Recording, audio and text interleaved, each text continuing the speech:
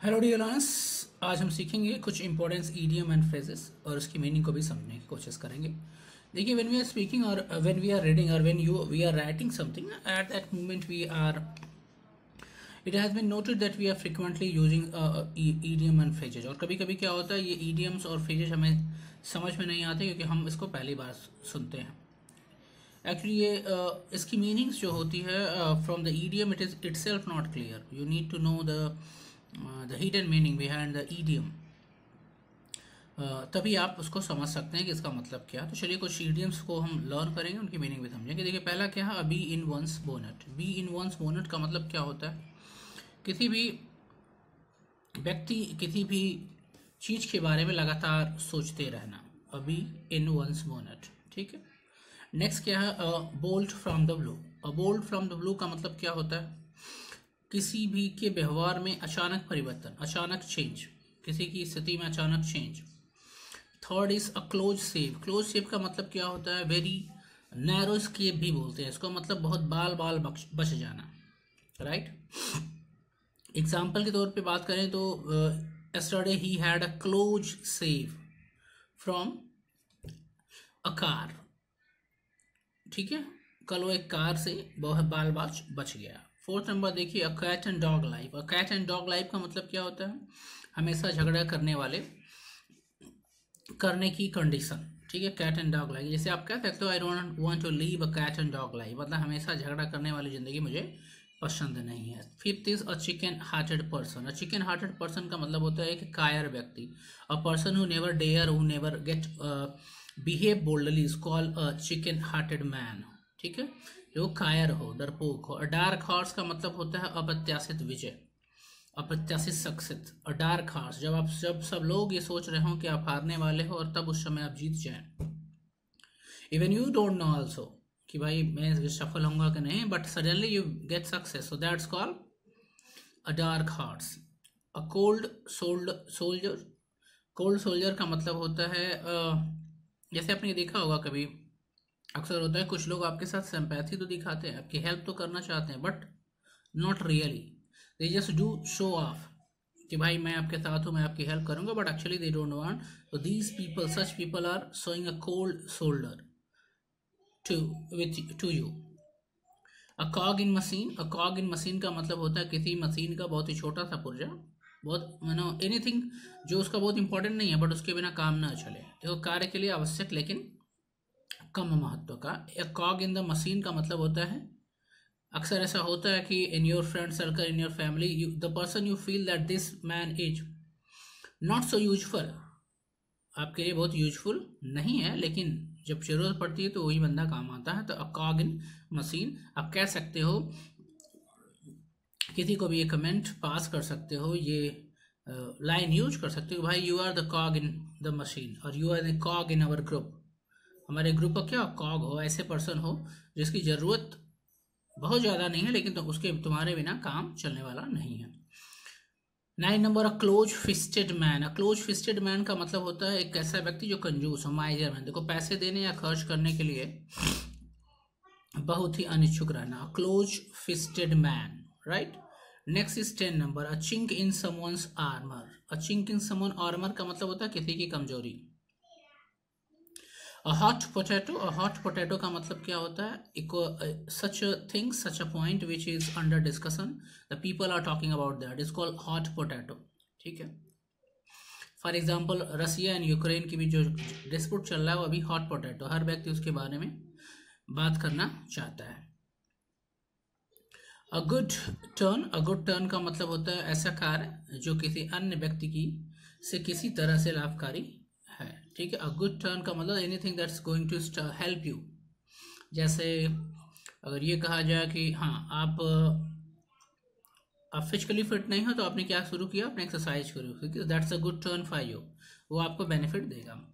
13 number, a going concern. A going concern का मतलब क्या होता है, एनीथिंग्स, एक कोई ऐसा बिजनेस जो प्रॉफिट दे रहा हो, गोइंग कंसर्न। 14 नंबर, अगो गेटर। अगो गेटर का मतलब क्या होता है कि बेहद प्रेरित और महत्वाकांक्षी व्यक्ति।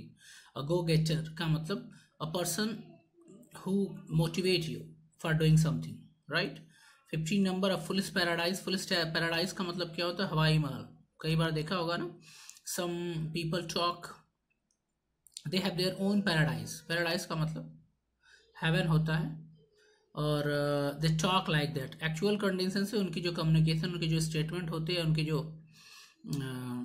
बातें होती है, उनकी प्रेजेंट सिचुएशन कंडीशन से मैच नहीं करती। They live in their fool's paradise.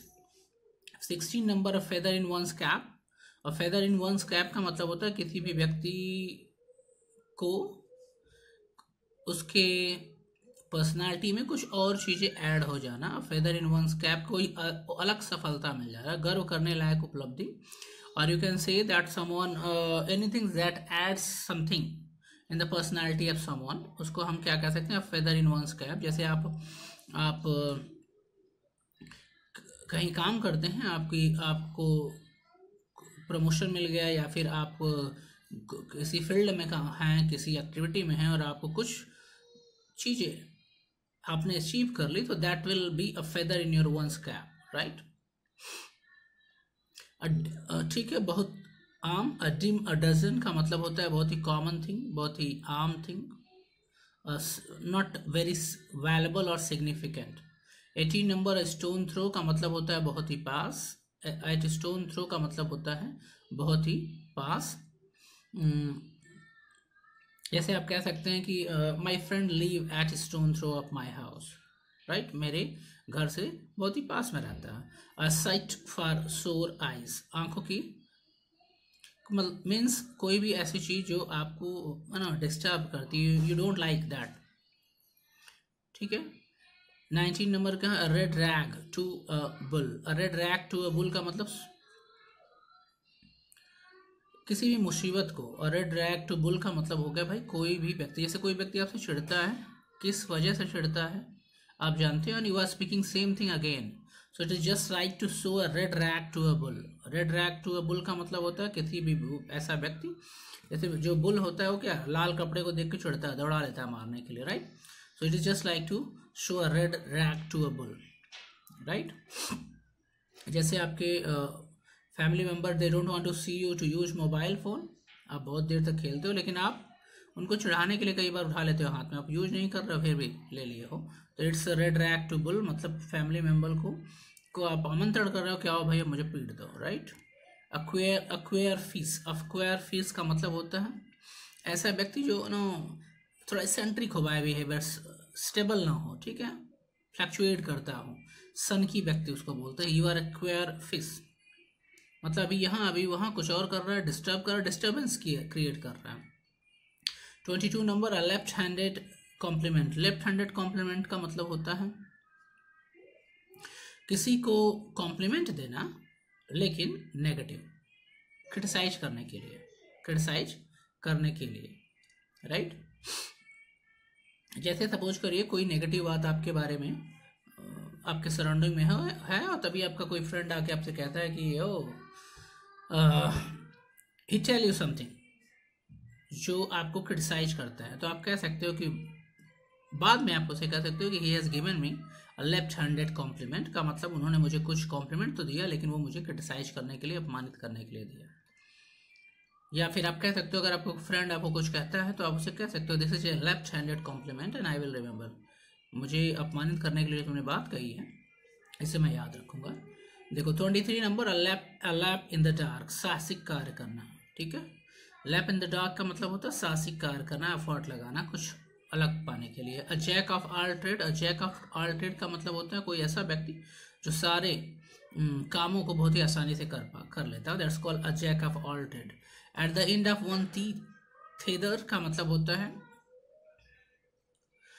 Eight the end of one's tether का मतलब होता है कि जब कोई व्यक्ति किसी भी टिपिकल कंडीशन, सिचुएशन और पेन को बहुत लंबे समय से सह रहा और वो उसका एंड हो, अब he can not tolerate that, so at the end of one's tether, कोई भी सिचुएशन या कंडीशन की टॉप मार्किंग पे जब कोई व्यक्ति पहुंच जाता है तो वो कहता है बस यार मैं थक गया, अब मैं उसे टॉलरेट नहीं कर सकता। कोई आपको बार बार परेशान कर रहा हो, आप उसको टॉलरेट कर रहे हो, तो एट लास्ट क्या आप कहेंगे, sorry now you are at the end of my tether, ठीक है, अब मैं आपको आज से ज़्यादा बर्दाश्त नहीं कर सकता हूँ। और वाइल गुड चेंज का मतलब होता है निरर्थक खोज, निरर्थक प्रयास, ठीक है। A taste of your own medicine, जैसे को तैसा। A taste of your own medicine का मतलब भाई जैसे को तैसा, अगर आपको कोई कुछ बोल रहा है आपने उसको भी एग्जैक्टली वैसा ही रिप्लाई दिया तो it is just like a taste of your own medicine. A storm in a tea cup का मतलब होता है किसी छोटी छोटी बात पर झगड़ा कर लेना। A storm in tea cup.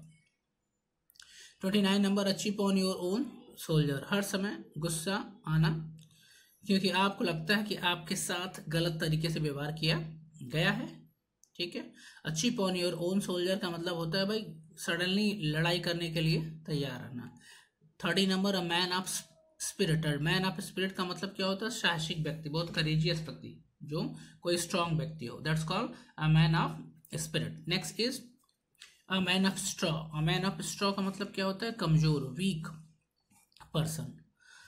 32 number, a man of parts. A man of parts का मतलब होता है कई अलग अलग क्षेत्रों में महारत वाला व्यक्ति, is a man of parts, मतलब a person who is skilled in different field is called man of parts.